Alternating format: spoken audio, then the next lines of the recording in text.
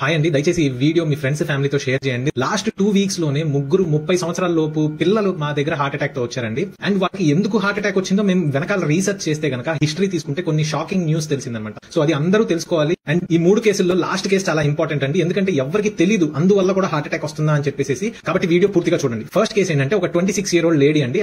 Severe chest pain వచ్చేసరికి హాస్పిటల్కి వస్తే యాంటీరియర్ వాల్ ఎంఐ అంటే గుండెకెళ్లే ఒక మేజర్ రక్తనాళం బ్లాక్ అయిపోయింది. తర్వాత ఆవిడతో హిస్టరీ తీసుకుంటుంటే తెలిసింది ఏంటంటే వాళ్ళ మదర్ కూడా హార్ట్ అటాక్ తో 43 years కి చనిపోయారు. అంటే హార్ట్ అటాక్స్ లో ఫ్యామిలీ హిస్టరీ చాలా ఇంపార్టెంట్ రోల్ ప్లే చేస్తుంది. అండ్ సెకండ్ పాయింట్ ఏంటంటే ఎవరికైనా సరే ఫ్యామిలీ హిస్టరీ ఉందనుకోండి, మా పేరెంట్స్ లేకపోతే మా బాబాయ్లో బ్రదర్స్ ఎవరైనా హార్ట్ అటాక్స్ తో ఎర్లీగా చనిపోతే కనుక మనం ఏం చేయాలి, చాలా జాగ్రత్తగా ఉండాలి. కానీ ఈ అమ్మాయి ఏం చేసిందంటే అసలు హెల్త్ అసలు కేర్ తీసుకోదు. వారానికి 5 సార్లు నాన్ వెజ్ తింటారంట, అది కూడా రెడ్ మీట్ అంటే మటన్ తింటారంట. బాగా మనం నాన్ వెజ్ తినొచ్చు, చికెన్ ఫిష్ ఎగ్స్ కొంచెం హెల్దీయే, కాకపోతే ఈ మటన్ డైలీ తినకూడదు. అండ్ సెకండ్ కేసుకి వస్తానండి. ఈ అబ్బాయి ఏంటంటే అసలు స్మోకింగ్ లేదు, ఆల్కహాల్ లేదు, ఏ బ్యాడ్ హ్యాబిట్ లేదు. ఆయనకి ఏంటంటే డబ్బులు బాగా ఉంది, వడ్డీ వ్యాపారం చేస్తూ ఉంటాడు. జనాలకు అందరికి అప్పులు ఇస్తూ ఉంటాడు, వాళ్ళ దగ్గర వడ్డీ వసూలు చేస్తూ ఉంటాడు. ఇంట్లోనే కూర్చొని ఉంటాడు. నేను పర్టికులర్ గా అడిగా, బాబు ఏం పని చేస్తావయ్యా, ఇంత లావుగా ఉన్నావంటే నేనేం పని చేయనండి అంటాడు. వాళ్ళ ఆవిడ వచ్చి, అయ్యా ఏం పని చేయడయ్యా, డబ్బులు వడ్డీకి ఇస్తా ఉంటాడు, ఇంట్లోనే ఉంటాడు అంటాడు.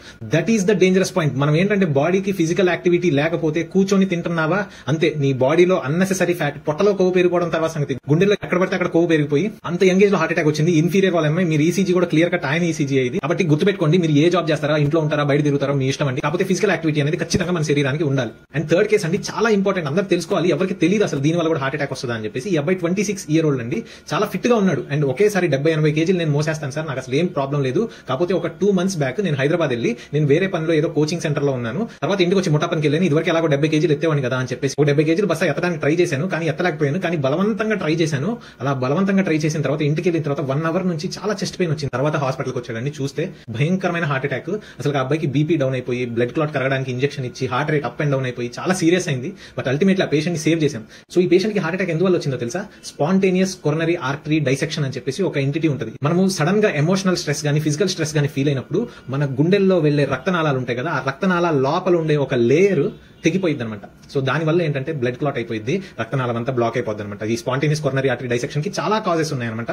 సో దాంట్లో ఈ ఫిజికల్ అండ్ ఎమోషనల్ స్ట్రెస్ వల్ల ఆల్మోస్ట్ 30% ఆఫ్ ద కేసెస్ మన దగ్గర ప్రెజెంట్ అవుతారండి.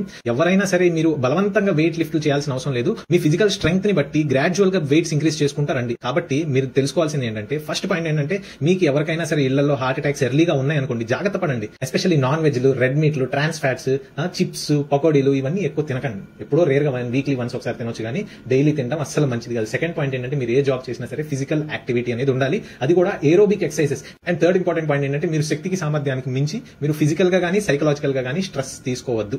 If you find this video helpful, please me friends తో ఫ్యామిలీతో షేర్ చేయండి. ఎలాగా సొల్లు మీమ్స్ అన్ని పంపించుకుంటా ఉంటారు, ఇది కూడా ఒకసారి పంపిస్తే కనుక ఎవడో ఒకరికి వాళ్ళ లైఫ్ లో ఏదో స్టేజ్ లో ఉపయోగపడుతుంది.